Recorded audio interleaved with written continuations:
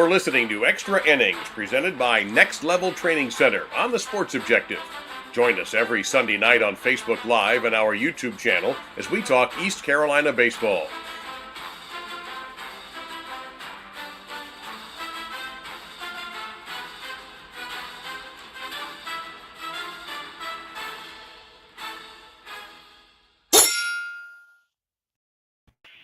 A very special edition of Extra Innings brought to you by Next Level Training Center in Greenville, our Greenville Regional. That's a nice thing. And Bubba, we have a very special guest. A month ago, we would have never thought that we'd be in the shoes we are now, but what a difference a month or so makes.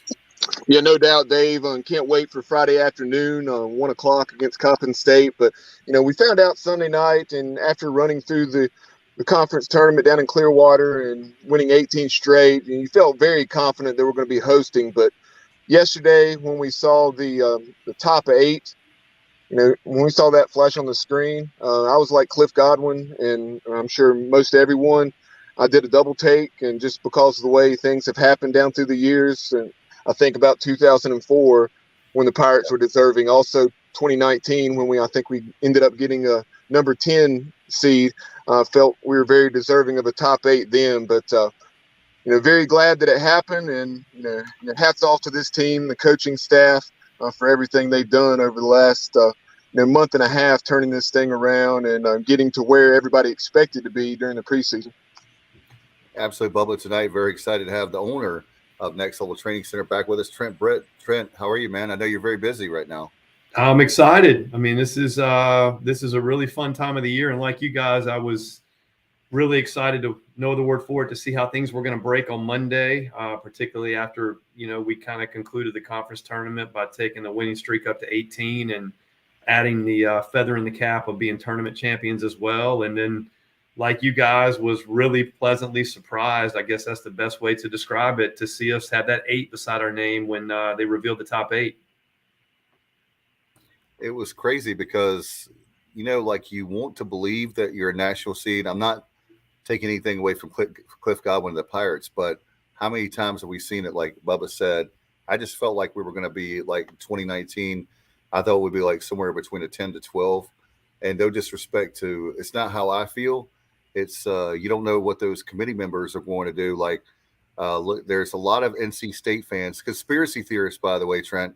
I saw on Twitter today where they're like, the Holiday Bowl, we don't get a chance to play that. And women's basketball, they sent us out west, and, on and on and on. And now they don't put us in a regional, And so for those of us that are East Carolina fans, we knew that we were going to be in a regional. We just thought we'd be on the road. And all of a sudden, with the regular season and the conference tournament, never been done before in the American. We've done that before in the past, but just not in the American. But the first time a team in the American has ever done that, to have both titles. So very impressive. And the 18 wins, you have Coach Godwin with 300. There's so many accolades. I know Coach Godwin doesn't care anything about that. He's looking forward to the regional on Friday night. Yeah, I think, when you look back, and I think back to the way I view this team, I mean, we were 14-13 at one point. And that's the halfway point of the season. So at the 27 games in, we're sitting at 14-13, and then we've gone on an incredible 28-5 run since then, which is just absolutely incredible. Again, to finish at, I believe, 42-18, and an 18-game winning streak to boot. So there's just not any way that at the halfway point of the season that it looked reasonable. I remember you actually bringing up about 2/3 of the way through the season. I remember how disgusted Kyle got with you for even asking, could we be a 1 seed? And to be honest with you, I felt what Kyle said, which was, Dave, what are you talking about right now? Like, we're going to have to make major moves to get into the tournament. Like, we're in the 60s right now. We've got to make a run to even get in. And so to go from there to where we are now as a top 8 national seed. And look, a lot of it is what's going on around us. We've done our part. And then all around us, there was a little bit of chaos in the last couple of weeks. And it ended up with us having that 8 beside us. And man, I'm fired up, and we got a lot of business to take care of this weekend. But boy, that would be something special to be able to finally play a super regional in Clark LeClaire Stadium. Let's do it. Right, Bubba? Yeah, like Trent's saying, I mean, you think about it, this current 18-game win streak, this is the second longest win streak in East Carolina baseball history. So unlikely to and so difficult to win 18 straight games. And then you have North Carolina winning 15 out of 17, and how much that helped the Pirates' case with that 3-game series against the Tar Heels, one of which was a victory. And then you also have Campbell. Campbell made a tremendous run in the Big South tournament. They had their backs against the wall, and they won the tournament to advance. And then you had other such things happening where everything that needed to happen pretty much, or at least most of those things, fell into place for the Pirates. And, Trent, another thing that comes to mind is you're an athlete, and I know you train athletes and your family, you have a son. Like, it's like the mindset, this team now expects to win. And it took a while for them to really find a way to win, but now that they expect to win, it's like, even when they're down, you don't count them out because, okay, like the other day with Tulane, it's 4-0. You're like, wow, 5 pitches is 2-0, 2 home runs. And we know anything is possible. Like in college baseball, it can change so quick. But this team, I wasn't like, I was concerned, it's 5 pitches, 2 home runs, but it's this team, that they have that grit, they have that fight in them, and they're not just they may lose a game, but they're not just going to lie down and let you have the game. And I think it's a true testament of what Coach Godwin, I mean, he's like, I'll play you in the grocery store parking lot anytime, anywhere, any place. And I love that about this team. Well, you make a great point, Dave. And when I've talked a lot just in my business as people want to talk about this, what's changed, what's caused the turnaround. It's been multiple things. I mean, you just nailed one of them, which is that I think this team has kind of bought in. And I'm not saying that they weren't bought in early in the season, but I can tell you sitting in that stadium, I did not feel like early in the year that what Coach Godwin was trying to do, that everyone was effectively doing it, I guess is the best way to put it. That's why we were 14-13. We're not rolling considerably different players out on the field right now than we did at that time. We made a couple of changes, obviously, one of which was Zach Agnos being inserted at shortstop, and that maybe gave us a little bit more offensive punch, allowing AMAC to come to third, and then Jacob Jenkins-Cowher going to the everyday spot in the outfield. But for the most part, we're still rolling with the same 10 to 12 guys we did offensively early in the year. But there's a level of execution right now. There's been, I feel like, maybe some changes a little bit to the way that we've run our offense. But more than anything else, some of the guys are just playing better. I mean, Ben Newton, the second half of the year versus the first half of the year, is a completely different player, in my opinion. He's playing at a really high level right now, offensively and defensively.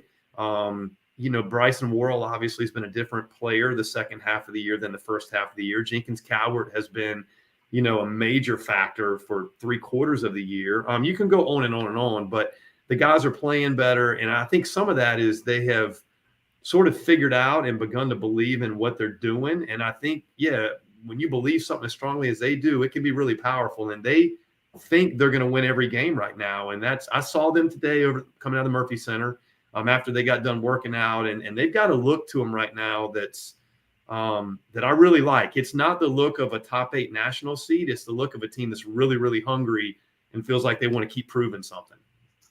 No doubt. And Bubba, we were talking about I was just going to add this real quick, Bubba. You and I were talking about, we had one of our viewers and listeners as well. I think it was Charles said on Extra Innings on Sunday night, there was no dog pile in Clearwater.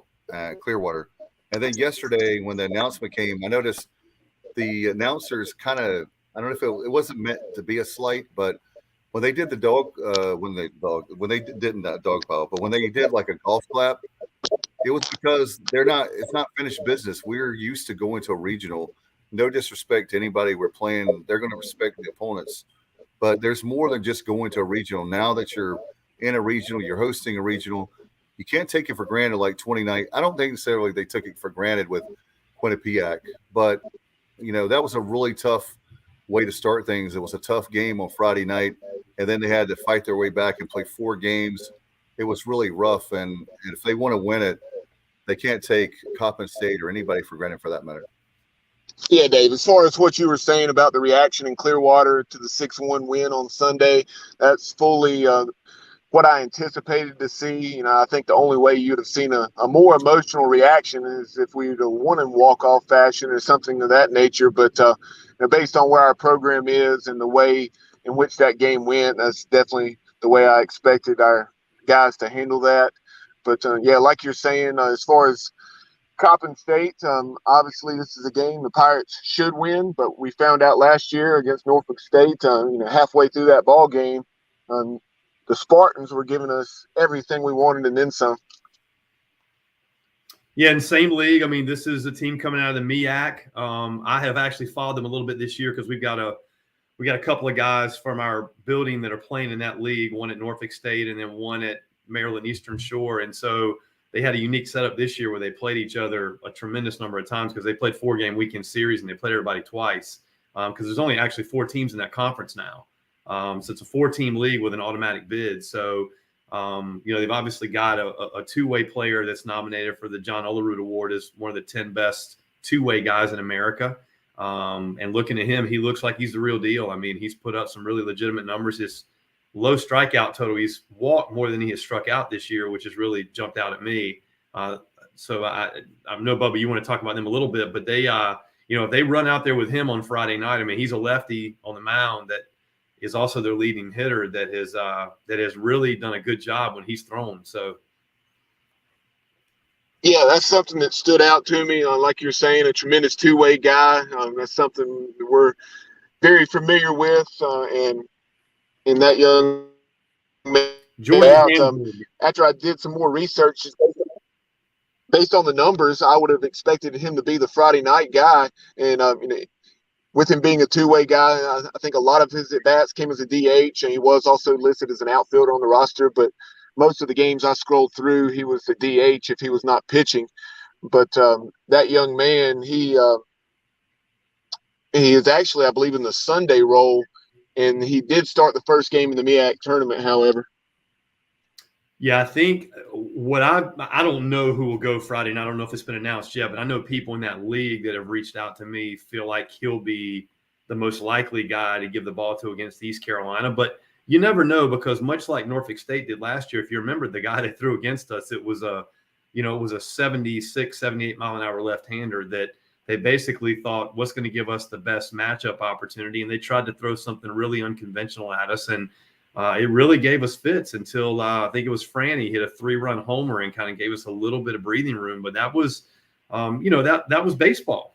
I mean, it's you can look at all the matchups you want, but ultimately coaches are trying to figure out versus the opponent, like what gives us the best chance to win. So it'll be interesting. But he's certainly, again, Jordan Hamburg is his name, and he's a kid to kind of highlight for Coppin State. Again, he's nominated right now. There's only 10 guys nominated for this, but he's nominated as one of the best two-way guys in America this year. So he'll be fun to watch. And I always like to say, Trent, with those two. I'm sorry. Like Trent saying, John Olerud Award finalist. Yeah, the thing that's interesting to me with this very thing is just like we talked about is that we've got a couple of examples of what can happen if you don't, not that they're not locked in or focused, but one thing that people need to understand, these teams got here, they're not like just handed like, all right, this year we're going to let Coppin State in. You know what I mean? Like they're now we're at this level. This is where the rubber meets the road. This is what all those hard working workouts that they're doing individually, maybe in the summertime or different times, the fall ball, all that. This is why we're here. And so I don't think there's anybody these programs going to take Coppin State for granted. And, with Coastal Carolina, Virginia, 2 other great programs. So, and I know that Kyle, there's other people that were mad about the other 3 teams we got, but hey, I think we can, if we play the way we've been playing, we can match up with just about anybody in the country. Yeah, but I'll tell you, Dave, and we were talking before you got on the air, I think we've got our hands full this weekend. I really do. I mean, Virginia is a club that was ranked inside the top 10 for most of the year. They are really talented. And, Coastal Carolina is a lot like us. In fact, I was looking, I think we've got one more sack bunt this year than they do, and that's it. It is a really similar style that Coastal Carolina plays to what we play in a really good league this year. Sunbelt was really tough.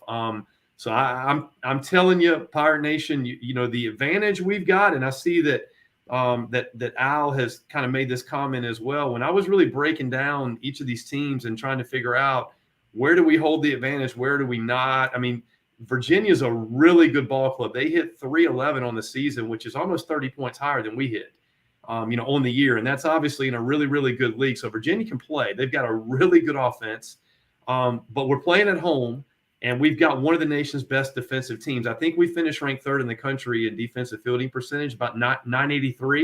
And I saw that Al mentioned that comment about this being one of the best defensive teams, if not the best we've ever had. And it's so true. You know, we play a really unique, unorthodox style this year in terms of how we're attacking, how we're pitching. But part of that's been anchored by a really steady defense all year long. And 983, that's a ridiculous number for a team to field. So I agree with you. Like, I'm not certainly looking at our bracket and thinking, you know, there's someone in there we can't beat. But I'll also tell kind of Pirate Nation, I'm telling you, Virginia's good, and Coastal Carolina, again, you're talking about two programs that have won national championships within the last few years, Virginia in 15 and Coastal Carolina in 16. So you got programs that have got pedigree. They expect to win. They're really well coached, you know, with Gary Gilmore and obviously O'Connor. So we're going to have our hands full. Yeah, to your point, and I'll put that comment up on the screen that you were referencing from Alan Powell, better known as Pirate Al. He said this isn't talked about much, but it's the best defensive team we've ever had. We don't beat ourselves. We really run the bases well. Our pitchers typically don't walk many. We do all the intangibles well. And and you know, Trent said exactly what I was going to chime in with, that top five is in terms of sack bunts, and then also defensive fielding percentage, which is both of those things are obviously large reasons why we are where we are. No question. You remember early in the year too, we had trouble with runners in scoring position. We had a lot of, we were getting hits, but we just couldn't put it together. And that's something that we really turned around. And hey, I mean, like I said, JJC, when you see him, he's an incredible kid. When that Trent, I want to get your comment on what his passion for the game. And, even though I don't have the talent and I'm way too old, it makes you want to be out there with him on the field. Like, I'm kind of jealous. Like, he's having so much fun. He makes that incredible catch there in right field. It was incredible. He got an incredible jump on it, and then he spikes the ball for the third out. I mean, some people I don't take that as, maybe some people don't like that, but I really like it because I think it's very passionate.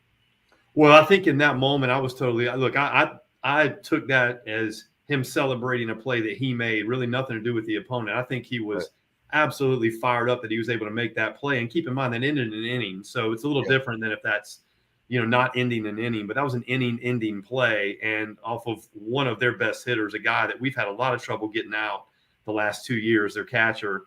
And I just think he plays with great exuberance. And I tell you, the fun thing for me, guys, watching that young man is just how much better he's gotten over the course of this season. Like, you know, he played last year in the playoffs against one of our local teams here, and then you watch him in the fall. And one of the things that probably Coach Godwin and Coach Palumbo don't get nearly enough credit about is just the development piece. And I know how hard they work with those players or individuals every single day, and every coach does that, but not every coach sees the payoff from that with guys getting better. And there's a lot of guys on this roster, and he would be Exhibit A of guys that have gotten substantially better throughout the season. And he has been a lot of fun to watch grow. And he's a really good hitter that hits all spots, all pitches. He hits well behind in the count. He takes massive daddy hacks when he's ahead in the count. I just really enjoyed watching his development. I give Coach Godwin, Coach Palumbo tremendous credit for that, because he's a pretty well-rounded hitter to only be a freshman. He really is, and he's got a lot of leverage on that swing. And yeah, I love the passion that he plays with. Yeah, many of these home runs, and you may have just said this, I had to step away for a moment, but you know, his power to the opposite field. You know, I think out of those 3 home runs he hit in Clearwater, I think at least 2 were oppo. Yeah, he gets great leverage on that swing, and that's really this team. Really, whether it's Bryson Worrell, Josh Moylan, Hoover obviously does it all the time. Agnos, JJC. I mean, those guys when they're hitting the ball the other way, when they're staying inside of it and driving it into the gaps the other way, that is definitely when this team's at their best offensively. There's just no question about that. That's again, it goes for some of the right-hand hitters as well, particularly Agnos. Starling had the big double to right center the other day that really broke things open. I think that's a trait of this team right now. Again, we're not up there in terms of home runs, but we're really starting to get a lot of extra base hits, and a lot of that's the other way for some of these hitters. Not trying to hit it soft, not trying to poke it that way, but drive the ball in the gaps the other way. And yeah, JJC's done that phenomenally well. Dave, very quickly, I also wanted to kind of piggyback off what Trent was already saying as far as the similarity in styles of play with East Carolina and Coastal Carolina being right there beside one another in the national rankings in terms of sack bunts. Coastal Carolina and also Coppin State. I think Coastal Carolina has stolen 87 bases, and that's something that's a common theme for a Gary Gilmore team over the last 25 years. And then Coppin State stole 117 bases, which is very similar to what Norfolk State had done coming in last year. So that's something to keep an eye on. It seems like, if I recall correctly, that maybe they caused some issues early on. Maybe it stole a few bases, and then we were able to get that under control as the game went on. Well, an interesting number right beneath that. I saw that as well. Bubba kind of looking at all their numbers, but Coppin State stole 117. They also gave up 122, which is almost 3 times the number that we stole this year. So we're not known really as a running team. We put runners in motion a lot. Right, but not stealing bases. Right. We hit and run, we move. Obviously that's one of the things Coach Godwin's a staple of his, of his strategy. He loves to get the defense moving, but yeah, just straight steal. 117 is a crazy number of bags to swipe, and 122 is also a more amazing number to give up. So I don't really know what to make of that, but obviously they run a lot in the MEAC, that's for sure. For comparison, just out of curiosity, I checked to see out of East Carolina's opponents this year, who would rank up there. I think Campbell had stolen maybe 125 to 130 bags, and then UCF had swiped 103.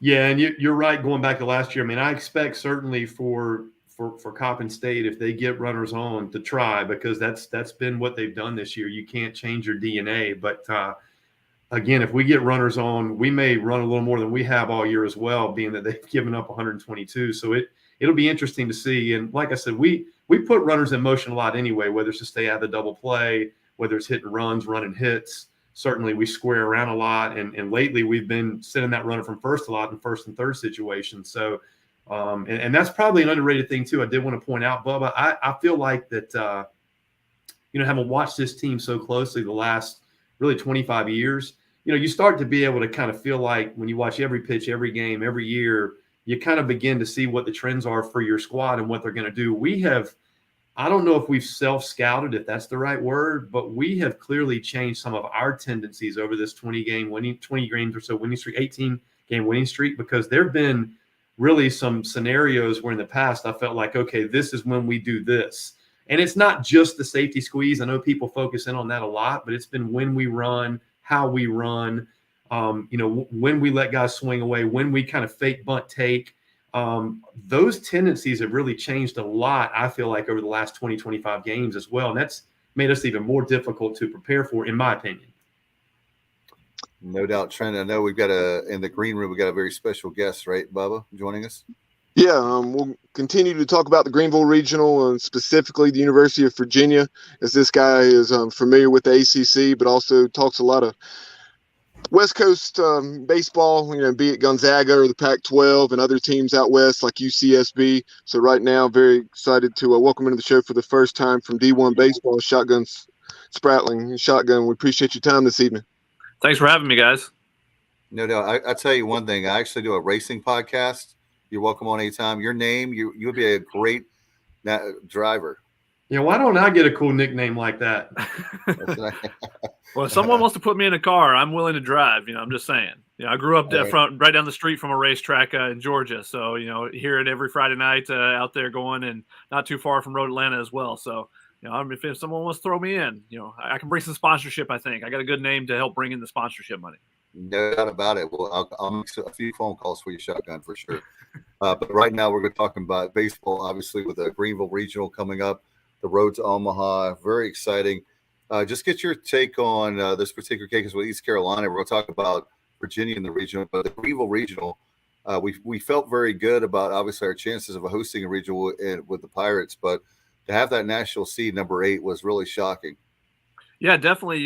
There were some teams. The seeding of those 16 hosts was a little strange to some of them. I thought Maryland, haven't seen them multiple times this year, thought they were more deserving of a top 15. But then when you see Rutgers not even get in, tells you what the committee was looking for in the Big Ten. Some other ones, Notre Dame, that's been one that's puzzled us for 2 years now, just the respect that they have not received from the committee. And I watched them at Mississippi State last year in that Super Regional, and that was a damn good team last year.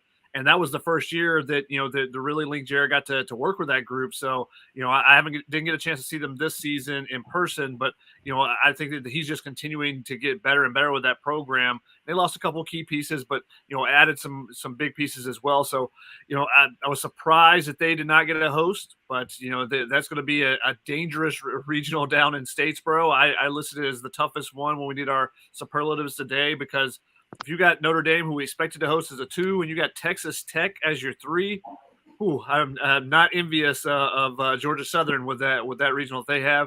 But Greenville, I think it's going to be a really interesting regional as well. You got white hot East Carolina, on the win streak that you guys are on. Coastal Carolina is just coming off of a white hot streak where they couldn't be beat by anybody. A couple of losses late in the season, I believe, in their conference tournament. And then Virginia has also had a white hot streak in the middle of the season, cooled off a little bit, but they're a very talented team as well. I got a chance to see them on their rainy weekend. A lot of ACC teams have dealt with some different delays. I mean, from everything from a bomb threat, canceling or postponing a Louisville game at one point, to just rain up and down.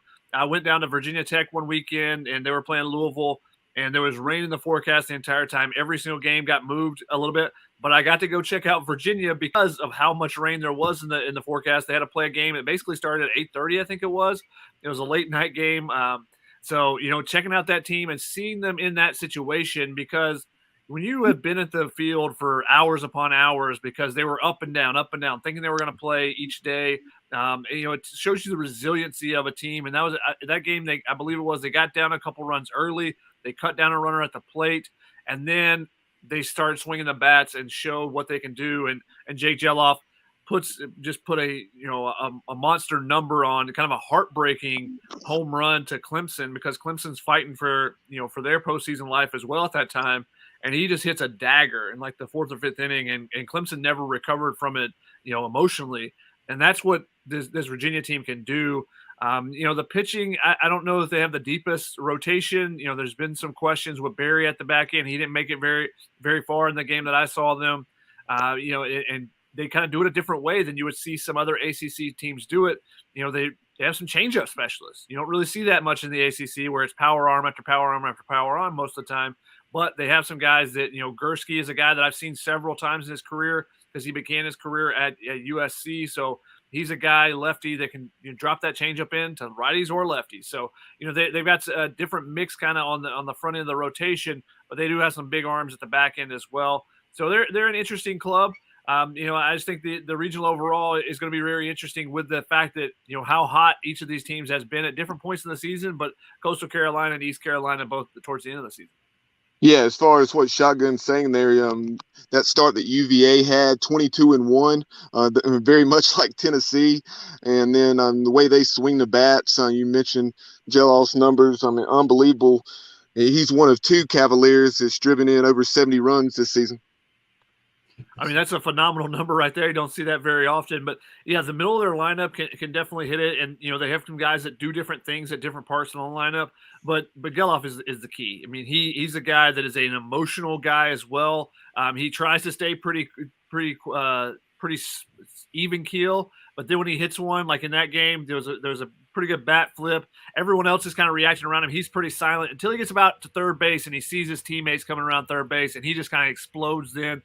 So he's an emotional guy. When his emotion comes out, I guess is a better way to put it, it takes the team to a whole nother level because he stays pretty even keel most of the time, but then he knows when to kind of turn it on and get everyone else hyped up around him. And he's kind of the force in the middle of the lineup for them, but also I believe emotionally when he shows some, it takes that team to a different level. Yeah, and in addition to Geloff and the other who's driven in over 70, just the production throughout that lineup is crazy to have, at least 7 or 8 guys that have 30 or 35 plus RBIs. Yeah, they've been pretty consistent, and that's the thing. Like I said, their pitching is a little bit suspect on the front end. They haven't had that elite guy like they've normally had.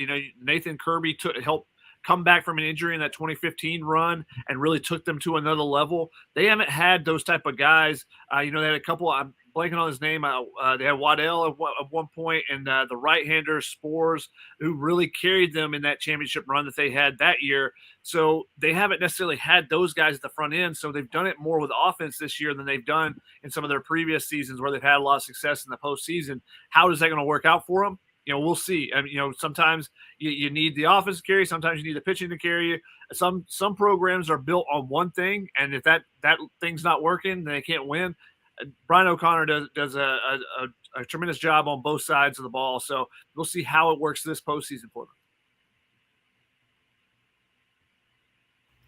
them. No question about it, guys. In fact, we had a comment, Bubba, can we put that from Johnny Robertson? Incredible stat. Thank you. In their last 15 AAC games, the Pirates have shut out their opponents in 114 out of 138 innings. That's 82.6% of the time.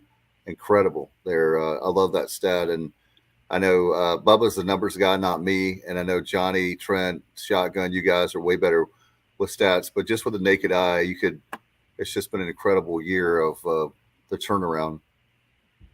It's been interesting to see how East Carolina does it too, with not just a solidified, these are our 3 guys, we're going to run them out there. It's changed as the season has progressed. I mean, the fact that they have 5 guys with 5 saves, there's not set aligned roles like this is going to be your role, this is what's going to be all season. And they've gone with the hot hand, they've done different things. And it's interesting when you get into conference play, some teams go up and, hey, we have great scouting reports and we know how to get other guys out. Some teams go down.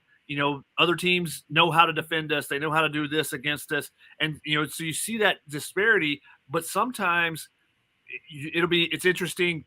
You go through and you get a lot of confidence from conference play, and then you get to face some other teams in regional. And how do you react to that? Now, going back to facing some people that aren't used to the way you do it, does that help you out? Does that hurt you? It's a little bit different when you're looking at, scouting reports and you're watching video versus, hey, we've seen this guy for 3 years. We know exactly what he does. We know the weak spot. Can we make that pitch to that spot? In addition to Virginia, you talked about how weather as well as other things like the bomb threat kind of wreaked havoc with things. But talk about some of the other ACC teams that you're able to see and, the prospects for their regionals. Yeah, I like Louisville. Like I said, I saw them against Virginia Tech. I like both of those teams. It was a great series. Louisville doesn't have a lot of front-end pitching. They got Jared Poland, and then there's question marks on Saturday and Sunday of what they're going to do as far as starters. And they had a couple guys that stepped up on that weekend, thought that maybe they had taken that step, but backtracked a little bit afterwards. So their offense hits the ball all over the place. You're looking at Dalton, their catcher, I can't think of his last name off the top of my head right now, but just he sinks into his backside and just drives the ball crazy all over the yard. Dalton rushing is what it is. And their lineup is very deep, and they have a center fielder, Levi Usher, that he covers almost foul pole to foul pole. It's at least gap to gap. It might be even more than that. He took away 5 or 6, 7 hits in the first game of the Virginia Tech series to help them win that game. But I was super impressed with Virginia Tech, the way they bounced back. They have a freshman on Saturday, Drew Hackenberg, and if that name sounds familiar, it's Christian Hackenberg's little brother, Adam Hackenberg's little brother. They're the third older brother. All 3 of them were draft picks in 3 different sports, which is absolutely crazy. You had Christian in the NFL, you had Adam in MLB, and their other brother was, I'm blanking on his name, but he was a draft pick. He was a first-round pick in the MLS. So an extremely athletic group, and Drew might be the best of the group You know, he is an absolute competitor on Saturdays. He's a flatliner. You don't see any emotion from him. Nothing affects him, and he's a freshman. He's only going to get better. I was blown away with him on pitching against a Louisville team down in a series. You know, you're trying to win a series at a big juncture for them as they're trying to win an ACC championship.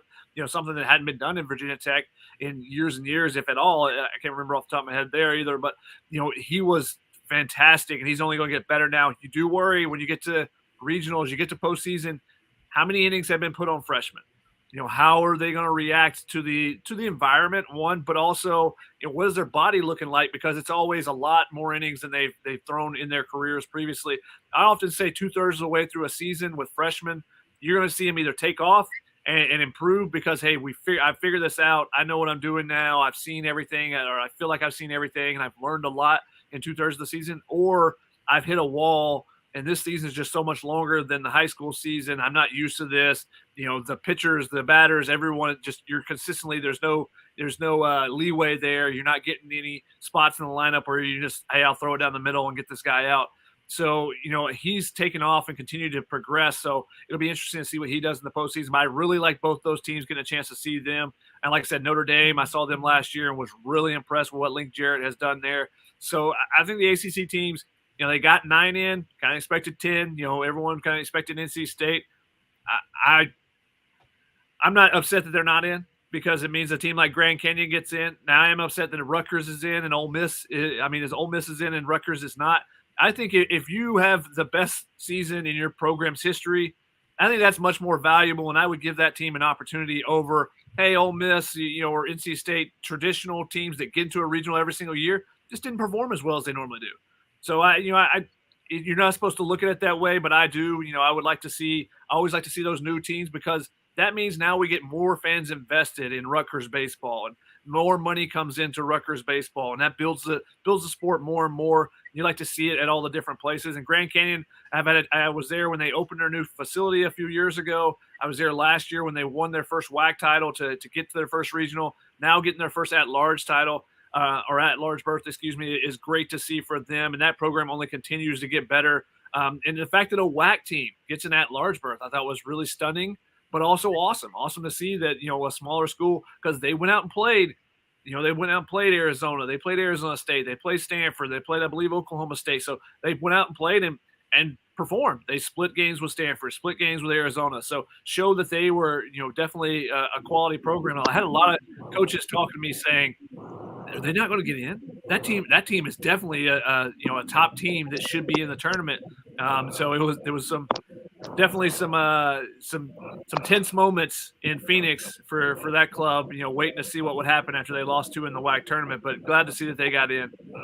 Going back to the Virginia Tech Hokies, that's someone East Carolina played in a midweek game. We certainly saw how Virginia Tech can swing the bats. One of the top hitting teams in the country, no doubt about it. And, you know, with the Hokies, their head coach, John Sheff, you know, he's been successful wherever he's been. This is his 3rd head job. He won at Marist, then spent at least a decade, maybe a little over a decade at a few different schools as an assistant. And then he had the opportunity at Maryland where he is successful, taking the Terps to, you know, unprecedented things. And now he's doing what he's doing in Blacksburg. So very interested to see that matchup, if it happens, with Gonzaga in that Blacksburg regional, because I know Mike Rooney, who we really respect from D1 baseball, you know, he thinks that the Zags have probably the best rotation outside of Tennessee. Yeah, I mean, their rotation is ridiculous. For a mid-major, it is possibly the best rotation ever for a mid-major. I haven't done the research on that, but I'm just coming off the top of my head. And I know a lot of, you know, there's been a ton of mid-majors that have produced and had 2 really good arms at the front, you know, maybe in first-round picks or whatever. But Gonzaga has Gabriel Hughes, who's a first-day guy in the MLB draft this year, 95, 96 with a fastball. He was a two-way guy originally. Yes, you know, an elite arm there. He's going to be, I think he's a Boris client. He's going to be a dude. And then they have Tristan Verling, who's 95 plus as well. And then they have William Kempner, who was their Saturday guy initially. He went to, I believe it was Oklahoma State, and threw something. He struck out like 14 in 7 innings against Oklahoma State, or maybe even 6 innings. And then was shut down for a little while, for about 2 months. And he's come back. He had 14 Ks in his conference tournament start last week in 5 2/3. It's sidearm, which I love because I'm a sidewinder from my days. But it's 99 to 100 from a low slot. Like if I'm in the batter's box, I don't want to be a right-handed hitter against that. I'm like, coach, I'm a hamstring. It's a little tight right now. I'm available later in the game to pinch hit. They bring in a lefty, they bring in somebody else. I'm good for you, but I don't know if I want to start off facing this guy in a tournament. And he may be their third day starter. I don't know how they're going to line up their rotation this weekend. He has been lights out, but he's been their third guy right now. Just Veerling had moved in that Saturday role for them.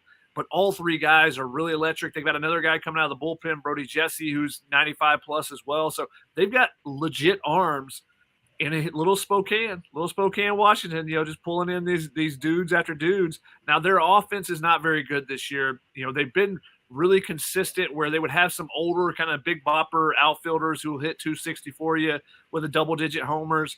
Not necessarily real scary in a postseason format, but guys that if you make a mistake could make it. This year is not necessarily that. They had to replace a bunch. Their left side of their infield was really good last year. Yeah, the WCC Player of the Year, the WCC Defensive Player of the Year, I believe it was. So they had to replace some pieces there. So the offense isn't the same. So they played a lot of low-scoring games, and they went to Oklahoma State early in the season. Oklahoma State, national seed, Oklahoma State, and swept them in 3 one-run ball games. So that they can do that to anyone. And Oklahoma State has a very virulent offense as well. So we'll see what they do against Virginia Tech. That Virginia Tech offense is really fun to watch as well because they have pieces throughout the lineup, led by Gavin Cross, who's going to be a top 15 pick in center field. Another team out there on the West Coast I know you're very familiar with that has a lot of tradition and has experienced a lot of success here in the last few seasons. I know they're going to Palo Alto, and that's UCSB. They're going to be taking on Texas State, who had a heck of a year.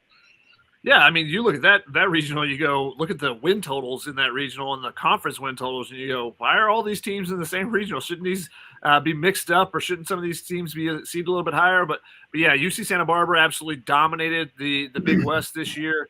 They've been really good consistently. They were really good last year. They had, they had a first rounder on Fridays. Their Saturday guy was, I believe, a 6th rounder who was just like, he was a left-hander that was just fastball changeup. You mix in a breaking ball every once in a while, but he's like a robot on the mound. It was just so consistent. Fastballs up, changeups down, and you couldn't hit it. He diced up Oklahoma State in the regional last year.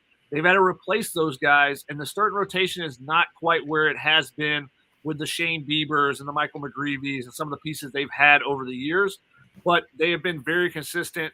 They've got really nice pieces out there. Jordan Sprinkle is a guy that we've been looking at as a first-round guy coming into the season. He struggled a little bit, but he has all the tools at shortstop. They've got some other pieces that can hit the ball in the ballpark. They're a fun team to watch.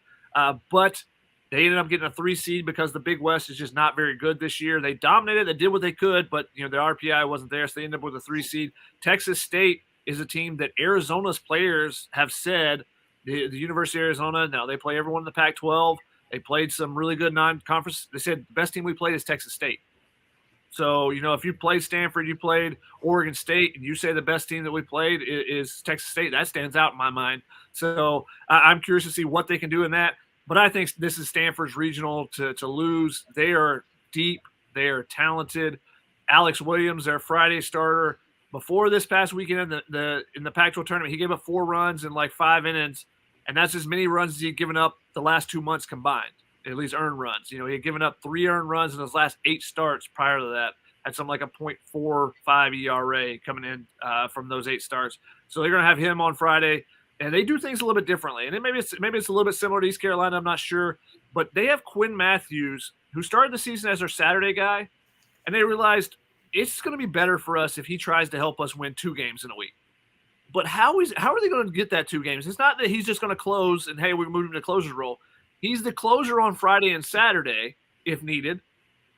But then on Sunday, depending on how much he was used on Friday or Saturday, he may come in and close out the game, go a couple innings, go 3 innings, or he may go 7 innings if they didn't have to use him. So it's pretty interesting in a different way that they've done it, but it's worked really well for them. And their lineup can blast the ball out of the ballpark. In the Pac-12 tournament, I was just out there now. There were a lot of home runs hit in the tournament, even though it was 360 feet to left field and 430 feet to center field with a giant wall, and there were still two Stanford hitters hit it over the wall in center field. Braden Montgomery, their freshman, he's from Mississippi. He's a two-way guy. He's 97-99 on the mound. He started the season as their closer. They moved him to a midweek role. He's also their outfielder. The most impressive highlight of the entire week at the Pac-12 tournament might have been him catching a ball near the right field line and throwing it at third base, and no one even running. But it was just an absolute seed from 2/3 of the way down the right field line to third base on a line that third baseman just catches it right here. I mean, it was super impressive, and he's only a freshman. But they have pieces all the way through that lineup. Brock Jones is a potential first-round pick. Drew Bowser is a potential top 5-round pick. Those guys both have, they have 5 or 6 guys that have at least double-digit home runs, so they can hit the ball at the ballpark at any time. And the bottom of the lineup can do different things with sacrifices, hit and run, all those type things. And they have the slickest shortstop that I've seen in probably a decade. Adam Crampton does everything so smooth. It is just I had some people asking me, coming into the Pac-12 tournament, like, should he really have gotten Defensive Player of the Year in the conference? And they're like, this guy should have done it, this guy. And I was like, I don't know, we'll see. And, you watch him, and a day later, after 2 games, those same people came to me and said, okay, I see it. He's just, everything is so smooth. He gets to everything, makes it look like it's not difficult. And, his pitchers obviously love the fact that he makes every play. And everything is accurate. Every throw to first is accurate. So he gets around the ball all the time. It's just, he makes it look like it's like he's playing Little League, basically. Like he's the big guy on the Little League team that just dominates everything, but it's just so smooth. He's so much better, getting to the ball than anyone else that I've seen in several years. A shotgun, in fact, we put it on the screen right now. Talk about that 25-22 UCLA Oregon State game, laughing out loud. All right, so I covered the entire Pac-12 tournament. This was me flying in from the East Coast, arriving, taking an Uber to the stadium, my luggage in the press box, there until 2 a.m. that day. There until 9 a.m. the next morning, there until 1:30 a.m. the next day. The Friday it was a shorter day with a couple of games, so I went to the WAC tournament because I'm not smart. I just keep covering other games. Didn't get any extra sleep. The Saturday, though, is, all right, there's 2 if necessary games. Or there's 2 games, and then there's 2 if necessary games. So if one of the teams that hasn't lost loses, there's an if necessary. Stanford took care of business, so at max we're getting 3 games that day. And it's 21-12 in the 9th inning, and the WAC tournament final was that evening. So I was like, oh, great, I can go over and see the championship game. I pack up my bag, and I go, I'm debating. Do I need to talk to the coaches? I can get them afterward. I can get the Oregon State coach. I can call them on the phone. I have a good relationship with them. Can do that. I'm like, all right, I'll give it 1 out and see what happens. 8 runs scored before 1 out was made. So I was like, well, not going to the WAC championship anymore. Let me unpack my bag, go get my camera, go down. The 9th run, the tying run scores on a play at the plate. So it was a crazy game. They go to the 10th inning. There's a balk that ends up bringing in a run, the tying run, because Oregon State had taken a lead in the top 10. And then a kid that was a bullpen catcher last year, was not on the active roster. He worked his way up to be on the active roster. He had come in the 6th inning because the UCLA coach said, I wanted to rest my catcher. He called all these innings. It's 105-degree heat out in the desert. We're going to rest him for regionals. Because they lose, they're going home from the Pac-12 tournament. In the 6th inning, he decided, it's already 3 hours into the game in the 6th inning. He says, I'm going to rest my catcher, get him ready for next week. The backup comes in, has 7 RBIs from the 6th inning on, including a 3-run walk-off homer when he had never had a career homer. UCLA hadn't hit a homer the entire weekend when everyone else is hitting a bunch of them. So – And all this is crazy, right? All this, the game goes 5 hours and 45 minutes. All that sounds crazy, right? The craziest part is they have to play again in 45 minutes. And the second game goes, and it's a dramatic finish as well. UCLA leading this time, and Oregon State walks them off in the 9th inning. So after all that, the Oregon State coach told me they had been at the field for almost 14 hours. After all that, not being able to get those 3 runs or 3 outs in the 9th inning of the first game, Oregon State advances to the championship because of a walk-off in the 9th inning of the second game. It was a long and crazy day, for the teams.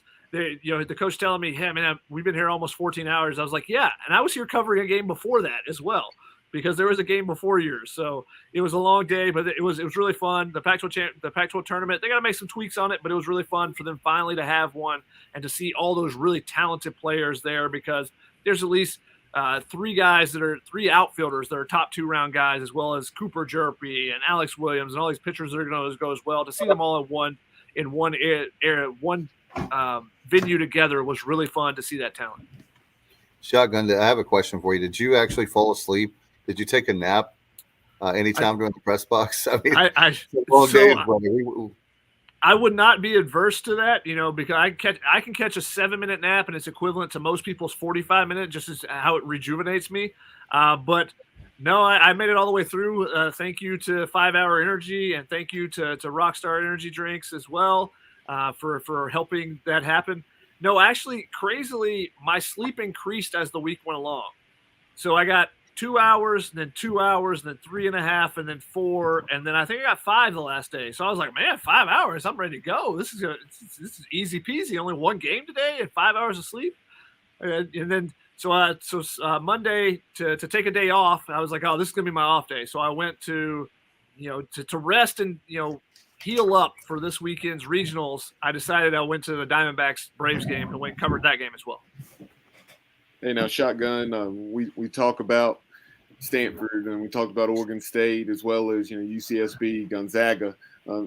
Tell us about UCLA. I know they're headed to the south, and then anybody else from out there that you've had the chance to see that has a chance to make a run potentially. I think the most intriguing thing about UCLA, we just talked about the crazy day they had with Oregon State. If they win that Auburn regional, they could be matched up again with Oregon State for a super regional. And so, from what those two teams just experienced for 12 hours for 11 hours of gameplay. The first game went 5 hours and 45 minutes. The second game went 4 hours and 45 minutes, basically. So, for 11 hours of being on the field, facing off against each other, to potentially face off in a super, that would be really fun. Even though, you never want to see teams in the same conference necessarily face off in the regional or super regional, because you want to see them have a chance to advance separately to the College World Series and meet. But it would be really fun there. UCLA is a team that has to get healthy. That's a big question for them right now. And that's the same thing with Oregon State as well. They got banged up a little bit in that conference tournament, but UCLA did not pitch their ace in the Pac-12 tournament. He was dealing with a let me see if I remember this off the top of my head. I can't remember off the top of my head. I have to check my notes in a minute. But their shortstop, their starting shortstop, a freshman, is going to be a freshman All-American. He has a back injury, so he wasn't ready to go. Their ace did not pitch in this, though he did throw on the last day that they were there at the tournament, so it looks like he should be in line. They also have a really talented freshman outfielder from Washington who's been out for a little while with a sports hernia. He is coming back as well, they believe, for the regional. So getting healthy at the right time, it seems. But they're a team that has relied on forever under John Savage, their pitching staff. And, it's a little bit different the way they're doing it this year, as far as not having, at least two guys at the front of the rotation that they really trust and just can throw out there every single time. They're mixing and matching, especially in the Pac-12 tournament. They've had a number of injuries to their staff even before the guys I mentioned. Gage Jump is one of the top incoming freshmen this year. He's out for the season. Thatcher Hurd, he had something like a 0.5 or 0.6 ERA in his first 6 appearances, first 6 starts, I think it was. And a couple of the coaches that faced him said that's not even fair. That's a professional arm already. And he shouldn't be at college. And he actually had a stress fracture in his back, I believe it was. So he broke his back and he's out for the season. So they've lost those two guys. They lost Jake Brooks, who was another draft prospect, for the season as well. So the fact that they've lost 2, 3, 4 pitchers for the season, and at least a couple of them are true draft prospects. And the fact they keep churning out, solid arms and putting up good numbers is a testament to John Savage and what he does. But they constructed the roster a little bit different than usually. They added a couple of grad transfers. John Savage normally doesn't take any transfers. He's junior college guys. He just likes to get his freshmen and build them in his own program.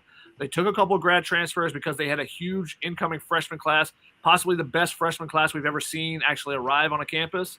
And they took these couple of grad transfers to help kind of blended together with a couple older guys.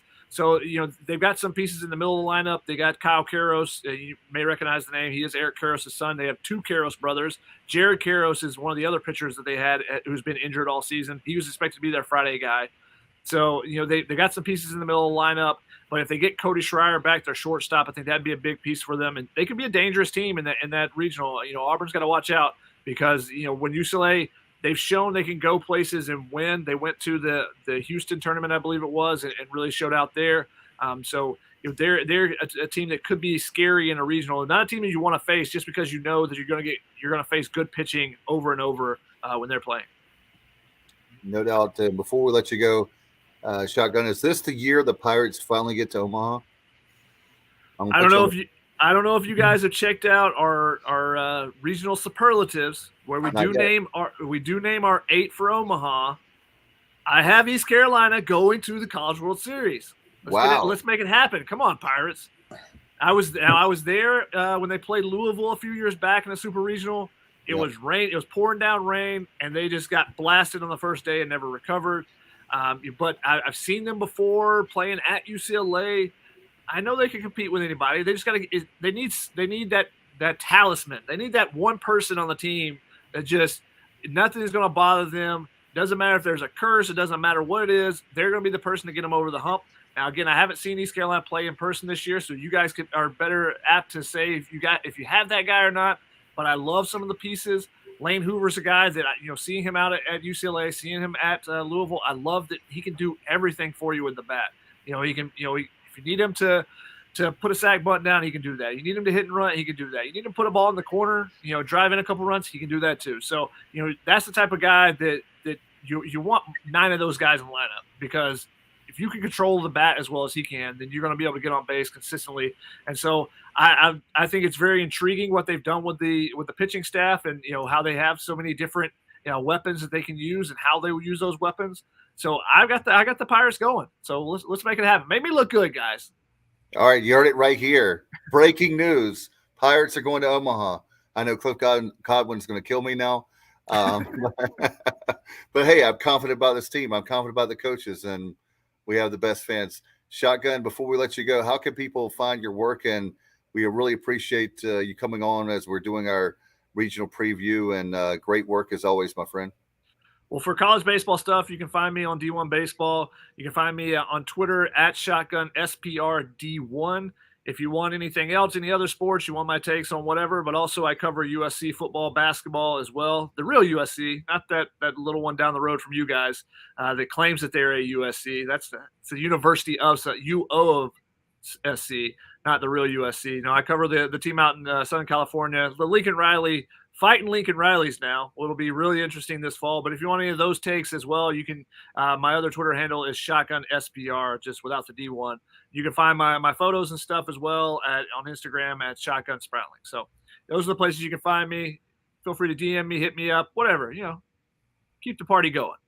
Sounds good. We appreciate you, man. Love to have you back on sometime as we move on through the tournament. Hey, if the Pirates make it to Omaha, I want to come back on so I can gloat a little bit. Oh, you're definitely welcome anytime. Certainly. Have a good night, man. Thanks so much for having me. Appreciate you. All right. Bye-bye. Great to have Shotgun. And, hey, we have this guy right here. He doesn't need the nickname. We call him ET, former third baseman for the Pirates. Eric Tyler, of course, a guy that knows UVA and the Charlottesville Regional back in 2016 very well. Right, sir? Absolutely, guys. Thanks for having me. I love my annual appearance on here to talk about the regionals. I just hope you guys didn't want any college baseball insight on me, because if so, I should have gone before Shotgun, because that guy's got it all covered. They do an awesome job over there at D1. So I love just sitting in the green room listening to him. But I appreciate you guys having me on. No doubt. It was great to meet you in person last year at the regional. And I'll tell you what, that very special. And in fact, we actually debuted something last year. Bubba did. We have the Pirate Whistler as Bubba does a great impersonation of the Whistler at Vandy. And so I think we should you need to do that at the regional this weekend, Bubba. No, trust me, that's not happening. We have enough traditions of our own with Brian Dilday and Todd and the Jared Plummer, the rest of the guys out in the jungle. But I assure you, Pirate fans, I will not become the Whistler. But behind home DT, plate. before we dive into the Pirates, let's talk about your the other baseball program that's fond to your heart and near and dear to your heart, and that's obviously in your high school and South Carolina making a run to the state championship series, taking on South Brunswick down at the ballpark in Holly Springs this weekend, the home of the Salamanders.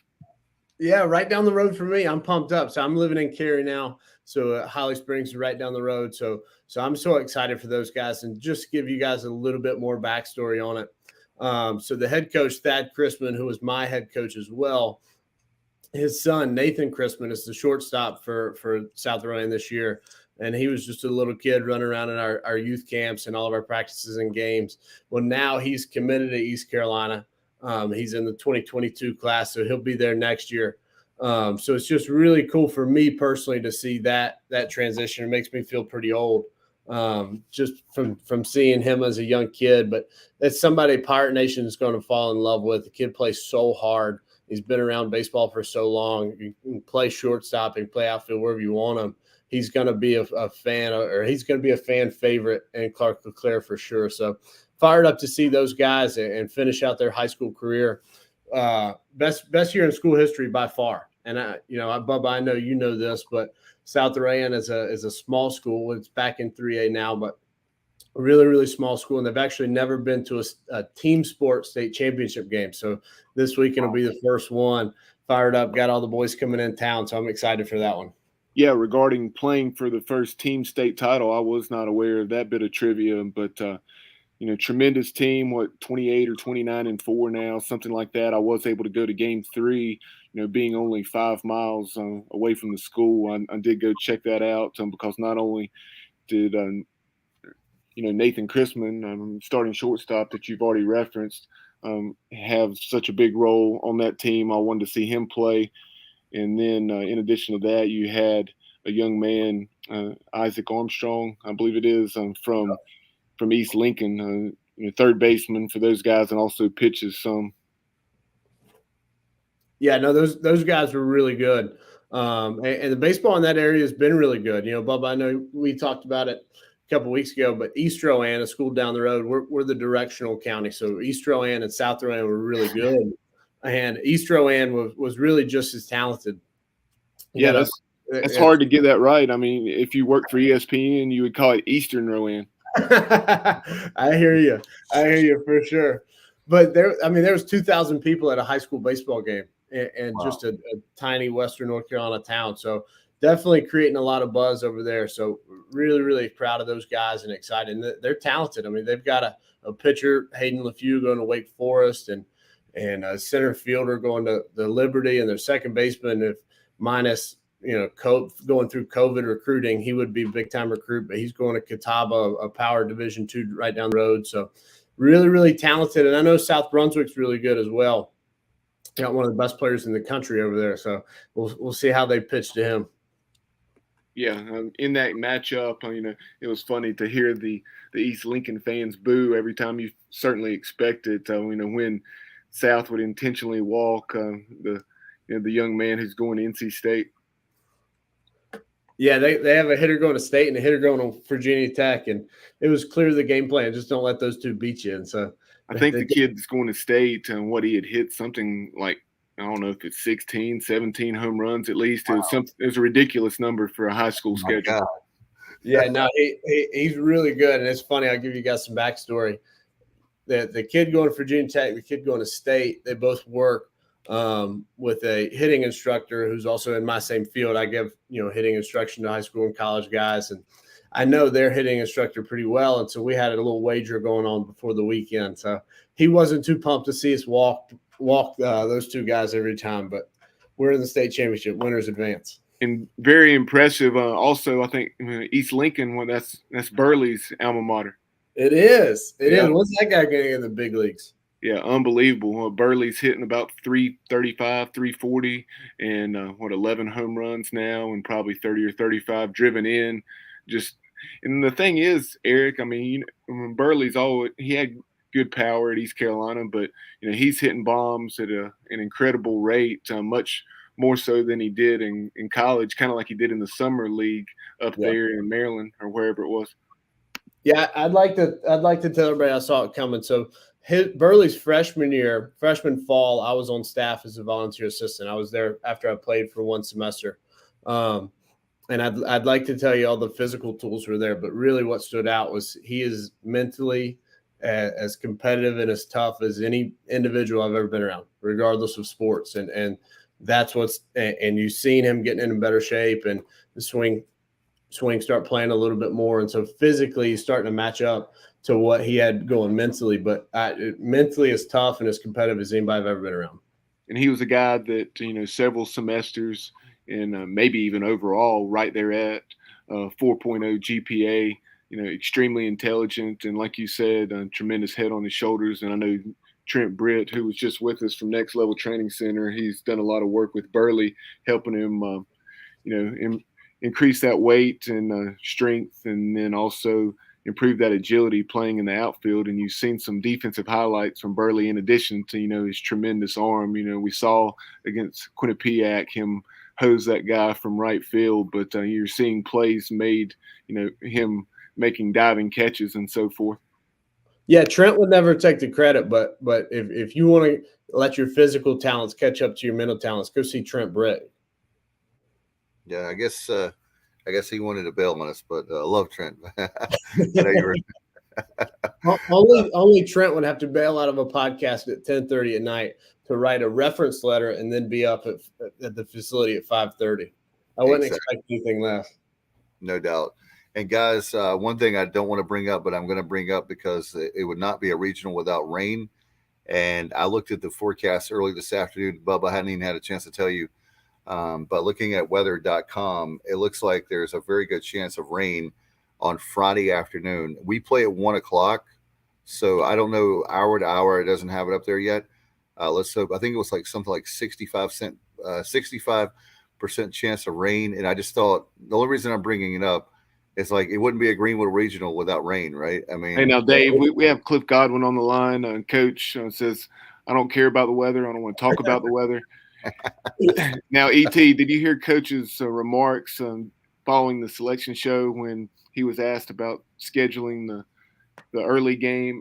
Playing the early game rather than playing the nightcap. So that's something that it's definitely the right decision with the way we've been at a disadvantage because of the weather, going back to that 2018 regional when Jake Agnos was cruising, and then we had to pull him from the game because of like a 6-7 hour rain delay. Yeah. And that's the advantage of hosting is you get to kind of decide the schedule and you get to make it advantageous for you. And that's what we're going to do this weekend. From what it sounds like, is we'll play the afternoon game. And, if it gets pushed back, then what happens is the winner of that first game doesn't get extra rest. They have to wait until we play. So even if it pours Friday morning, we're going to be the first game, and then we're going to get the rest for that second game. So that's what's so advantageous of hosting this regional is you get to pick it. Because like Dave, like you said, like we're not dodging the weather. Everybody in Greenville knows if we're hosting a regional, it's going to rain. And all that does is give them more time to tailgate, and that environment gets a little bit more rocking, and it's a plus for us. So I don't know why everybody doesn't like the rain, because we get to play first, so we're going to know when we're going to play. We're not going to have to, stress to get a game in and then rush and play another one. We're going to play the first one, and everybody else gets to spend more time in the parking lot getting ready to go. Hashtag jungle after dark. There you go. That's when the magic stuff starts to happen. Yes, certainly was the case last year, against Maryland, and then also late in that game against Charlotte. Man, what a, just that was unbelievable. That's the day I met you guys. And to give you a little story, my girlfriend was at the game with me, and she hadn't been to many college baseball games. And we leave the park that night, and she looks at me and she goes, "Is all the games like this?" And I wish. That'd be awesome. Yeah, unbelievable atmosphere that night. I mean, I heard earlier we were talking with Trent Britt as far as JJC, Jacob Jenkins Cowart, and the unbelievable freshman season he's had. He was actually in the jungle that night. He was talking about that yesterday when one of the reporters asked him, as far as, playing in that atmosphere. He said, well, I've seen it. I saw it last year against Charlotte, but we'll find out what it's like on Friday and Saturday. Yeah, you don't know what it's like until you get out there, but thankfully with any competitor, like you throw that first pitch and it all goes out the window. I wish that's one thing I wish I could look back and say I played in the home regional, but we never got the chance to. But we went to UVA and took care of business down there. So that's right. Yeah, speaking of UVA, you obviously know the type of program that is. Let's take a trip down memory lane. Talk about going to Charlottesville. They were coming off that national championship. We obviously had, made a regional, gone down to Miami, not played as well as we would have liked after the emotional high of winning the conference tournament down in Clearwater, like we just did. And so, a lot of people were, outside the program, with Pirate fans were down a little bit after going, I think it was 2-Q down in Clearwater in 2016 and got the 3 seed in Charlottesville and went up there and took care of business, and also had William & Mary knock off UVA a time.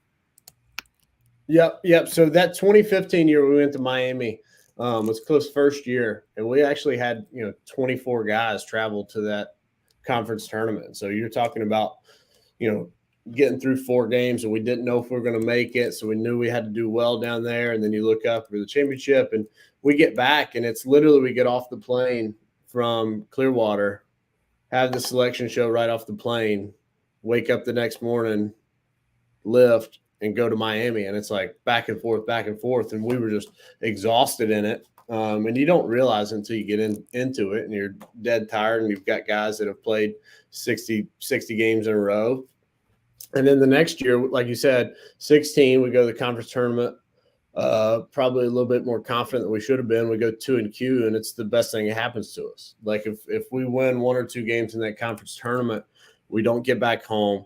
We don't, scrimmage all week. We don't have 2-a-days. We don't get back to who we are, and really be able to not recharge the batteries, but kind of refocus on the task at hand and go to Virginia, a place that we had won 2 of 3 early in the year. So we knew we could win there. In a regional we thought we could win and really play a really good game against Bryant, which I don't know if you guys remember. Bryant started a guy, James Karinchik, in that one, who was an All-American, going to be a first-round pick, and he's actually been shuffling around in some big league bullpens lately, latest with the I wanted to say Indians, it's the Guardians. So we faced a big league arm that first game, and it's on 1-0 in the 7th. We scratched one early and kind of blew it open late. But that was truly just like us against the world mentality. And then we played UVA that second day. Knew we could beat them 2 out of 3 times in that park earlier in the year. Play a really, really good game. They had ran into a couple of home runs, and they were up, 3 in the 9th. And I think I was, 6th or 7th up in that inning. And I was like, all right, if we're going to do some damage, if we're going to come back here, I'm going to have to be, a part of it. And I'm getting my stuff, nervous as hell. And Travis Watkins in your own home run. So you took all the pressure off of you. No kidding. I was more excited to celebrate than anybody else. Yeah, that UVA game that day, like you said, we had taken the series and 2 games to 1 early in the season, and so you knew we could do it. And that was one of the reasons when that announcement came out that we were headed to Charlottesville. I said, "Hey, I really like this, and tough task, but we know we can do it." And then, throughout that game, we left runners in scoring position, couldn't get the key hit, and then in the 9th inning, we started hitting the ball all over the yard, but at the same time, I'm trying to remember if it was Parker Lamb or someone had maybe a CNI single chopper that found its way through, and just everything went right. Yep. Yeah. I mean, that inning felt like it lasted like 1 minute and 30 seconds. Felt like it was boom, gone. We scored 4 and got out of there. But really, one thing I look back is that's the most fun I've had on a baseball field. And you go into the 9th inning, down 3, like you said, couldn't get the big hit all game. Really, no reason to think we're going to score 4 off their closer there. But there was no doubt in the dugout, and a lot of people will say it. There's literally no doubt. The coach speak is when you sit at those watch parties that it doesn't matter where you go. We're just worried about us. We're going to play our best game. When UVA popped up on the screen and that's where we were going, we were pretty excited because, like I said, we had beat them early in the year. We were familiar with that environment. And I think that's a big thing is when you get on these stages is, are you familiar with the environment? And so you play at home. You're talking about somewhere you play 40, 45 times a year in front of your own crowd where everybody in the stadium wants you to win. It's a massive difference. And if we end up playing our best baseball and we get to a super regional, it's going to be an even bigger deal. And we talk about the environment. A lot of Pirate fans were able to go up to Charlottesville, and this is something I've told this story back several years ago around this time of the year. But a funny story that you obviously, playing in the game, would have not had the chance to hear about. But this was actually the next day after we were talking to an usher after we had beat William and Mary. And my dad was just talking about it seems as though things had gone well, no issues with the fans, and the usher said, "Oh, absolutely, and the majority of your fans were absolutely great. And however, there was this one woman who made it very clear that you guys had whipped our, what." It wouldn't be, it wouldn't be a Pirate fan base if we were just sitting on our hands and nice and classy. We got to have some poking and some prodding in there. There's a blue collar and a toughness to the fan base, and that's what the players love.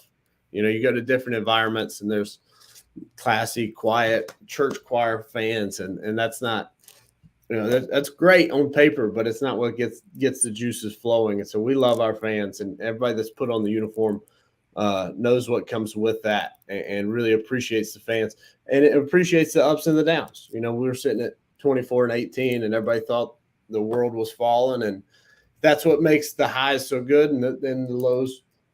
It keeps players honest, and they'll tell you the truth, right? And Cliff always says, ignore the noise. If you listen to the bad, you'll listen to the good. But to have so many people care about a college baseball program is really special, because college baseball is growing, but not every fan base supports college baseball like East Carolina does. And so to get the ribbings and the rippings when things are going bad, it's an example of how much people care about college baseball.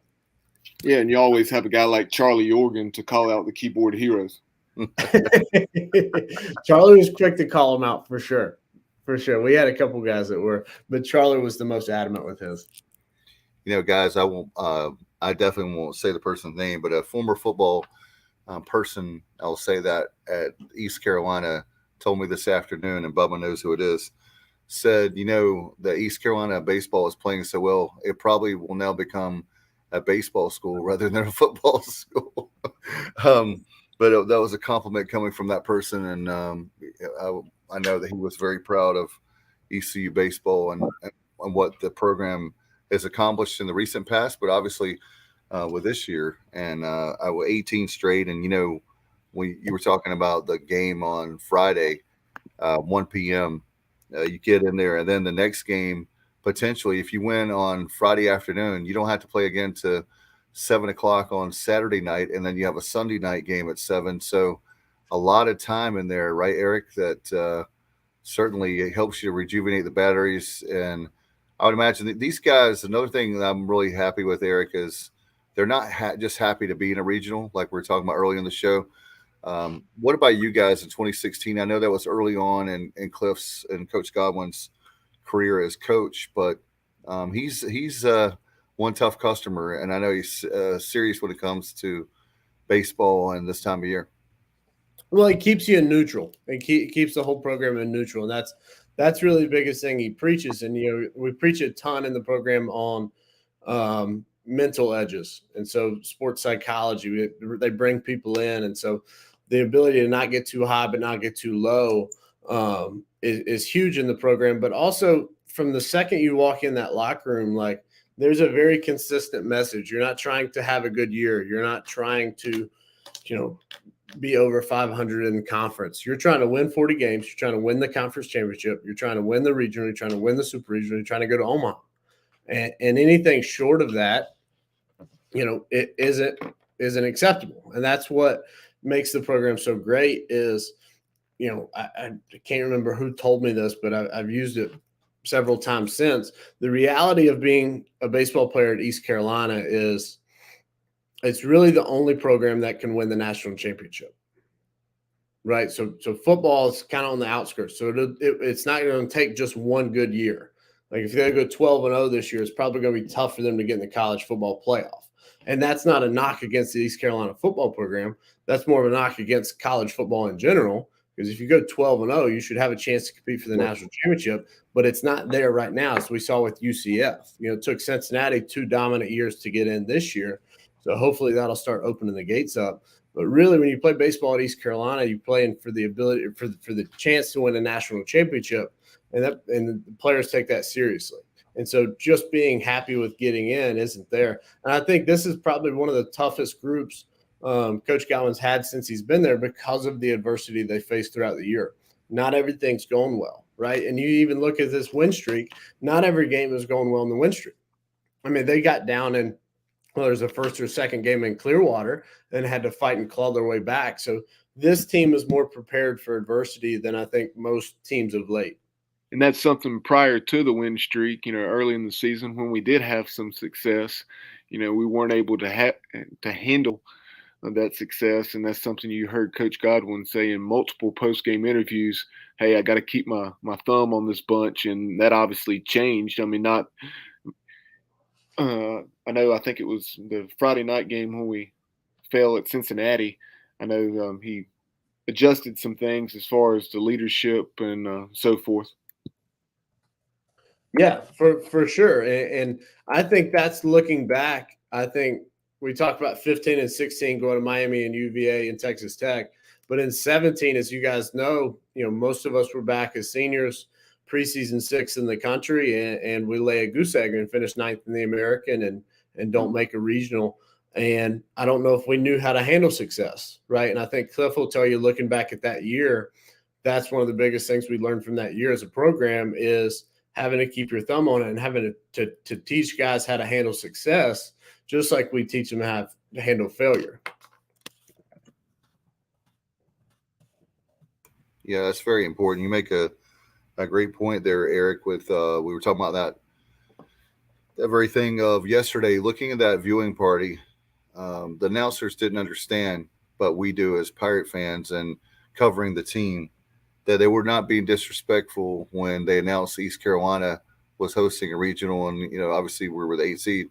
It was a simple fact that we knew that, hey, this team has got big aspirations. We got literally, regional grade. We have forced unbelievable to host 4 straight regionals. If you look at, of course, the COVID year, but going all the way back to 2018 for technical guys, 4 out of the last 5 years. But how about the fact that, you think about all this team and the team is saying, hey, like you said, we've had adversity.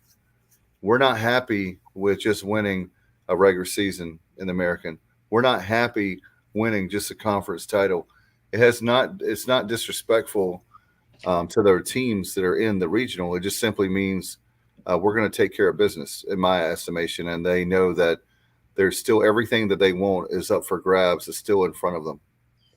Right. Well, one of the things he preaches is be where your feet are. And that's what this team's going to do is they're not going to worry about who wins the Coastal Carolina UVA game. They know they have to take care of business against Coppin State. And I think if we don't lose to Quinnipiac 2 years ago, we might overlook Coppin State. But I guarantee that's going to be brought up. And they understand they have to win the first pitch against Coppin State on Friday, whatever time it may be, whether it's 1 o'clock or 9 p.m., that they're going to have to win that game and then win the next one and then win the next one. But be able to prioritize that. And like you said, no disrespect to the other teams in the regional, but there's bigger goals than winning the regional. That's just the goal that's under their feet right now. And as far as what you're saying, as far as staying locked in on the process and doing what it takes to win that game at hand, that's something, you've heard guys on this team say that they honestly did not realize how many games they had won in a row when asked about the win streak. And then we heard the same thing from Daryl and Trevor Lawhorn, who played for East Carolina back in the early 2000s, that when they were winning 19 straight in 2004, that they honestly did not realize it. No, for sure. And when you talk about, a team staying locked in and being in the moment, a lot of times upsets don't really happen in the game, right? So they happen in your preparation and in your process of if you get a little lazy with your early work, with your ground ball work, with your early T swings, whatever it is, then that starts showing up in the games. I always find it hard to believe, and I always go back to like the college football bowl games when a good team loses in their conference championship and they don't make the playoffs, but they have to play another bowl game, and then they get beat by a worse team, and everybody's like, well, they didn't play hard, or they weren't as engaged as they could be. It's going to be tough to find an athlete that is in a competitive environment in a game who's just taking it easy, right? Like it's not their nature. They're going to play as hard as they can, but if they lack in their preparation and they're lazy in their preparation, that's going to show up in a game.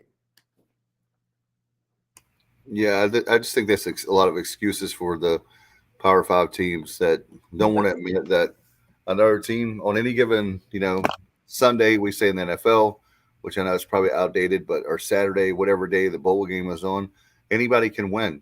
And sometimes, I tell my kids all the time, sometimes the best team doesn't always win. And but at the same time, with you were talking about baseball, and really proud of I know the university now has that aggressive capital campaign for former players to be able to come in. Eventually, we're going to have that locker room for the players. We'll have the weight room for the players. A lot of stuff that Cliff wants down that left field line. And I think that a lot of people asking me about, and Bubba, I know on social media about money, and Bubba made a great point, so I'll give him credit for it. Coach Godwin doesn't care. Of course, everybody wants to get paid, but Coach wants whatever's best for the program, and I think that's going to be great to see. And when you have the reason I brought that up, a storybook year like we've had, and we didn't see thanks again to Bubba once again. We started out 1-5, 14 and 13. Who would have ever thought that we would go 18 straight? But you have a storybook year where you potentially could do some amazing things. I'm hoping people will dig deep, and if you can give $100, if you can give $1,000, hey, $1 million, whatever you can give, that would be great to go ahead and be well on our way and have that for Cliff. No, absolutely. And you talk about that, and what it comes down to is that if you're going to be a baseball program that hosts regionals every year and hosts super regionals and is a perennial top 10 power, then you better support the program like that, because other schools are. You look around the country at Mississippi State and Arkansas and all these renovations going on. It's an arms race. And we're looking at the level we are right now recruiting. We're not recruiting. I'm not going to say schools. Sorry. We're recruiting against those schools. And so we better have the resources to back that. And that's something that Cliff, in my opinion, since the first day he got there, has really fought for. And he explains that to the players of, look, I'm going to fight tooth and nail to get you guys everything I can possibly get you, but there's work that comes with it. You have to earn that. And what I want to tell the Pirate Club and the people donating is these players pour into that, and they deserve it.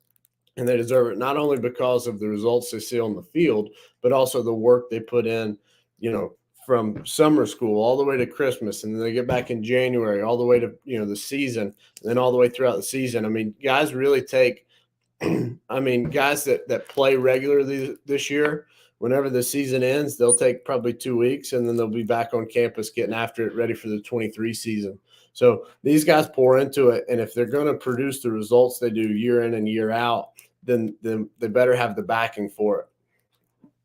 Yeah, that's essentially what I was saying on social media when someone was talking about Cliff's compensation, and I was like, sure, like Dave said, Cliff enjoys a good payday, as we all do, but at the same time, that's not what it's about. Otherwise, he would have already left. And it's about him doing something special at his alma mater and having the chance to keep East Carolina baseball, where it currently is, and taking it even farther is about the support, with building a facility like that indoor hitting facility that Walter and Marie Williams made the lead gift for, and then the building we're going to be building, here in the next few years, hopefully sooner rather than later, down the left field line, where you're going to have a veranda, some premium seating, a new locker room, offices, all those sorts of things that are long overdue. That it's going to have a price tag of, probably around $7 million. For sure. Yeah, And you want to clip God? Oh, go ahead, Dave. I'm sorry, it's a little bit of lag. I apologize, ET. I was saying that the Rosenbaums are going to give that, so we can. Bubba, I expect to sit in that premium seating with you and your dad and your mom and like the Rosenbaum family. Maybe you'll adopt me. I'll just change my name. As soon as I win a scratch off, I'll give the lead gift. Okay, sounds good. Well, you guys want a Cliff Godwin story? I'll give you one, and this is for everybody who is scared to donate because they think it's just going to Cliff's wallet. We win the regional at UVA in 2016, and I'm cleaning my stuff out in the dugout. We're just celebrated. Everything's done. Packing my stuff up, and Cliff's on the phone talking with somebody about getting the video board put in because we just won a regional. So that's what that guy cares about. He does not care about what his bank account says. As soon as we finished the regional, we weren't even back on the bus, and he was bidding for us to get a new scoreboard. So if anybody is hesitant because they don't want to pad Cliff's wallet, there's your answer. Great story. I remember I had definitely not heard that, but I remember when that was something that was there at the top of coach's list, and it certainly was desperately needed. I remember the scoreboard we had prior to that had been installed way back in 2004, and it was a faded purple, more like lavender. Yeah. It was definitely needed. Well, what's bad about those scoreboards is once you get them, ET, as you know, it's like a computer. They're outdated as soon as you get them. So the sooner you can replace – I'm just being serious. The sooner you can replace them, you need to have – it's kind of like when you're – Bubba, you know this, and ET, you do know as well, is when you're in the athletic department, like in high school, for example, you have like where you buy uniforms every 4 years for a sport. And so I kind of feel like – I know it's a much bigger price tag, so everybody throwing that at me right now. The very fact that we could like say, hey, every 5 or 10 years we'll get a scoreboard is something we need to do as far as the different sports to look at how we can raise the money and go ahead and make that happen. Well, I love baseball, but can we get the football team a new scoreboard?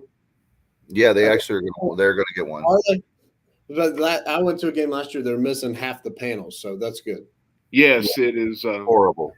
Pretty funny. Shot it ourselves, so to speak, during the spring game this year. They had a picture of Johnny Depp up there, saying, "Hey, basically the ship was taking on water, and it was under repair, and that will be corrected, upgraded before the NC State game." All right. Well, we'll get the baseball team. Say it again. Yeah, I was going to say. Go ahead. I'm sorry, Eric. It's a little bit of lag there. I apologize on my end. I was just looking at the Facebook comments, and Craig is jabbing at you again, Bubba, about your internet. He was talking about comparing your scoreboard to Bubba's internet. He said, okay, that's like the last jab. Love you, brother. So we love Craig. We do. But the funny thing about it is they make the jokes about my internet, and that night – when it happened, it was over the cell phone. I was down at the Kannapolis Research Campus, where the internet services, the mobile data is normally great. No, technology is great when it works. We're not busting on you. That's a Craig thing. I just don't understand. But I'm looking forward to what are your keys? Like, I guess, but we've kept you so long, ET. What are your keys for Friday or this weekend? I know the best thing you can say is we need to take care of business against Coppin State, and everything else will play in hand, right? Exactly. But, they just have to play well. And when you look early in the year, they start rough, and everybody wants to ask me because they know I went to ECU. It's like, what's going on? What's going on? When you have talented players, that gets your foot in the door. But the talented players have to play well. And when your best players play well, you win a lot of games. And so we've got to get good starts from whoever's on the mound, and that's something that's going to be big in regional play because you're looking at winning 3 or 4 games, and so you've got to have some guys go 4, 5, 6 innings and not blow up in the first couple. So we got to get good starts. You got to have timely hitting. One thing I love about ECU's offense is they can beat you in a lot of different ways, and I think we're going to score enough So our best players have to play well, and that's what it comes down to. And that's a super cop-out answer, it feels. But when your best players play well, you win a lot of games. And that's something with the kind of the pass the ball approach that this pitching staff has taken on with everything that has gone on this season. I really think that that's probably prepared us for the postseason, maybe more so than the traditional. Sure, we'd love to have those solidified weekend guys. I'm not saying that, but I think there are some pros to the way we've had to go about things. Well, I think there's more arms prepared to pitch in this environment than we've ever. Yeah. You have 11 guys with saves. Yeah, like that's the thing is you look and go into a year and say your 3 starters pitch well all year and your 3 bullpen arms pitch well all year. Well, you got 6 guys that are ready to throw, maybe 5 or 6. I mean, State did, I think, 5 last year. But you're really looking at a small amount that is prepared for that moment. And if 2 of those guys don't throw well, you're kind of SOL. And so, like you said, I think we got 10 or 11 guys that are prepared for that. It doesn't seem like there's a lot of ego on that pitching staff of if it's not their day, Cliff's quick to get them out of there. I always think going back to the Cincinnati series, watching it, the 3 pitchers threw to 1 batter.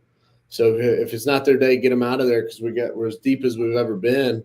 So it's going to be somebody's day down there.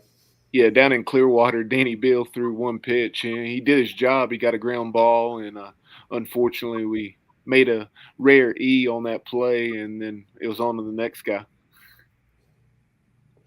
Yeah, well, I think that one thing is that that's one thing that drives me crazy with fans in general with baseball is they question, we left him in too long, or I'm not talking about East Carolina. This is a generic statement because people will always think, well, Dave's talking about this, but the very fact of, why is coach, doing this? And it's because of the very fact that, you see there's games at the tournament level this past weekend where I think it was an ACC school that left a guy in too long and he gave up like 7 or a whole bunch of runs.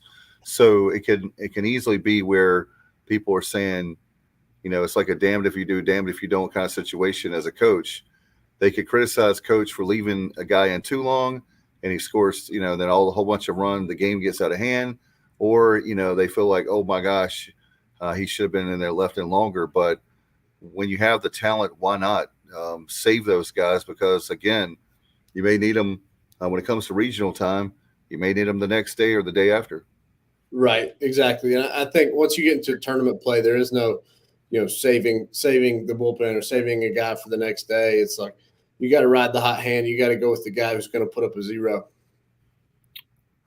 One thing I know for sure, Dave, the phones were ringing off the hook, attempting to get tickets this morning. I had multiple people reaching out to me saying, "Hey, what's going on? Can't get through." And I said, I'm sure they're just flooded with calls. I said, just keep trying.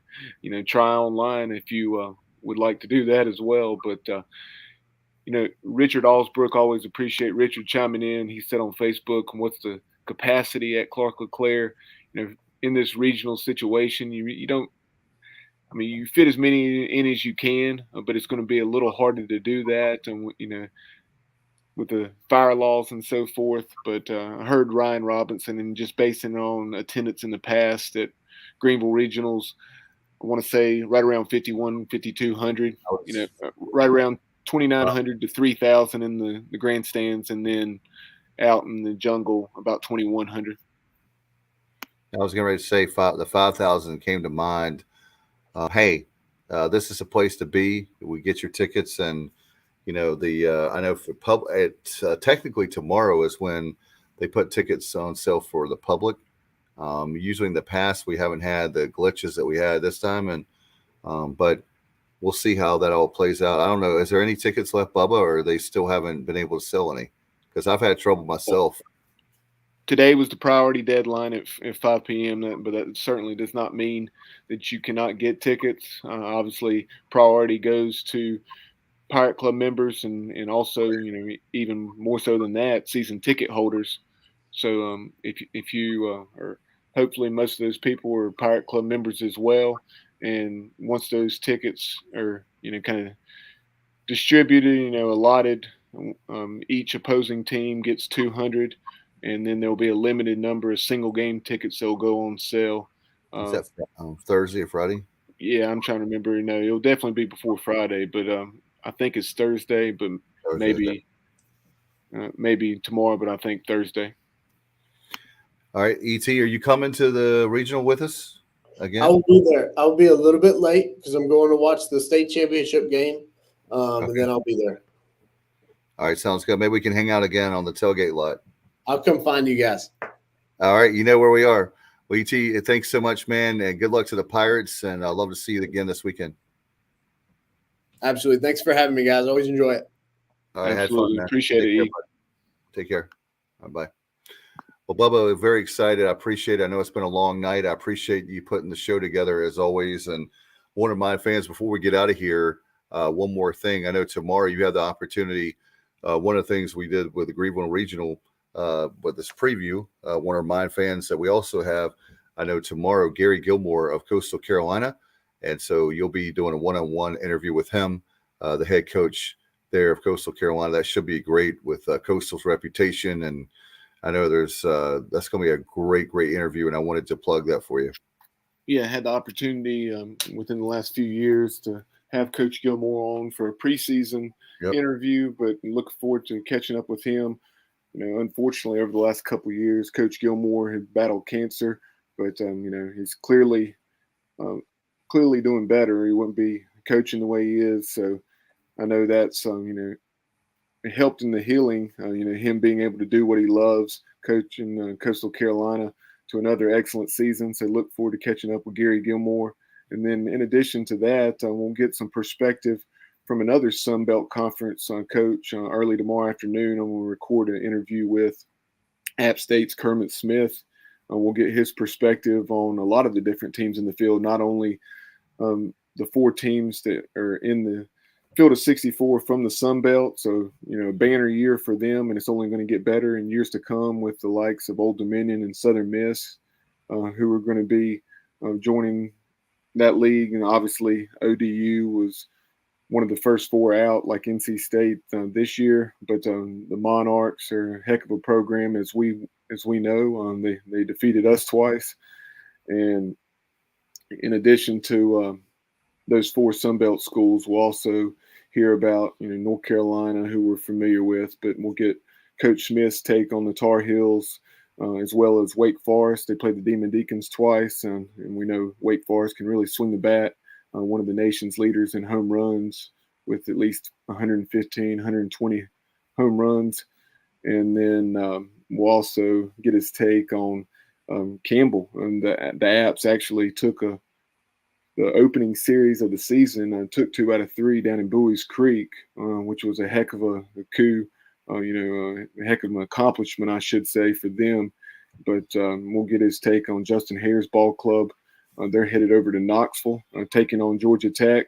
And then if they are able to beat the Yellow Jackets, they'll get the tall task of taking on Tennessee. But you know, Campbell, with the success they've had in recent years, they have plenty of swag themselves. They love to talk.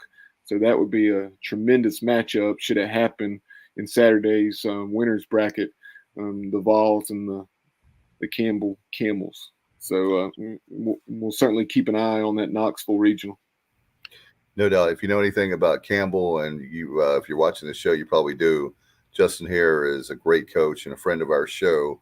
And man, what a competitor, what a great coach. And Campbell is an amazing story. And so not their first rodeo. And I know Tennessee's great, and I'm not predicting an upset over Tennessee, but I will tell you, Campbell was a very, very tough out, no doubt. Bubba, do you have anything before we go? I will say, and Craig asked as far as the three-peat shirts, are in process, and we will have those to you, sometime probably next week, and we'll keep you posted, those of you who have ordered a three-peat shirt. All right, sounds good. And Alan Vick says, Billy Godwin at UNCG, what a great story as well. Absolutely, AV, we're just running out of time, but certainly Billy Godwin, great coach, and we knew that he would do well at UNCG with the Spartans. So yeah, winning 4 games in 2 days, and they they had to win 2 on Saturday, and then on Sunday, Walford had really that was the team, right? They had defeated UNCG 4 times. I think once in the tournament, and then 3 in the regular season. And then UNCG bounces back, playing its way through the losers bracket, and I think both of those games, neither of them were that close. So UNCG really rolled, and they're headed down to Statesboro, like we were talking earlier. And something I was going to chime in with very quickly: strong connection there, a storyline in that Statesboro regional between Notre Dame's Link Jarrett, who was obviously an assistant under Billy Godwin at East Carolina, and now Billy Godwin is his successor at UNCG when Link Jarrett opted to move on to Notre Dame. I forgot the obviously I know that connection. I just didn't think about it. So I'm glad you brought that up, Bubba, very much. And appreciate all the fans. Appreciate all our guests tonight. Thanks to Trent Britt here on Extra Innings as Next Level Training Center. We appreciate all the big support he and Gaynell do for us, and that's nextleveltc.com, and you can call them at 252-756-NEXT. You can also check out their Facebook page. A lot of the great stuff going on, and you get private instruction for your kid as far as baseball and softball. Amazing work. Don't take my word for it. You go by and see them over there on Wimbledon Drive. Great stuff in Greenville. All right, we're going to get out of here. Good luck to the Pirates at Greenville Regional starting Friday afternoon at 1 o'clock. As the Pirates take on Coppin State. And we'll have all of the results for you. And keep it right here for all the latest. Until next time, you've been watching and listening to Extra Innings, brought to you by, again, Next Level Training Center. It's right here on the Sports Objective. Good night, everybody. And as always, go Pirates. My heart is purple and gold. I'm a pirate down to my soul. And I don't back down, not at all. Find out when the cannons explode. From the sidelines down to the post. Put it down like not even close. All out to the last whistle blow. For the flag, for the soul, and crossbones. Everybody stand up, get your hands up. Let a team know that we got they back. This is our